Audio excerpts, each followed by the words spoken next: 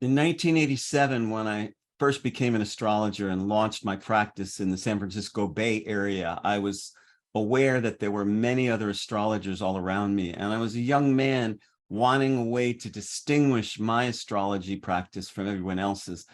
So I came up with the name Soul Level Astrology.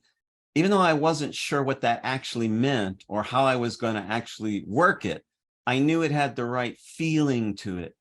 I was motivated by having watched Joseph Campbell's interview with Bill Moyers, The Power of Myth, which was broadcast on educational TV at that time.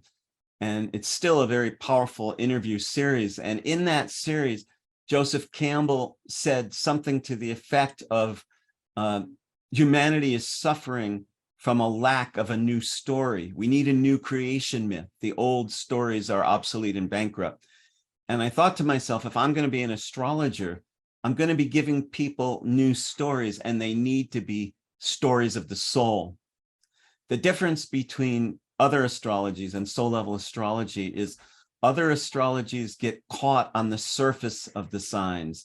They're looking at the superficial version. They get caught in the cliches, whereas soul level astrology penetrates down all the way in. It's like the difference between a frozen TV dinner and an organic feast.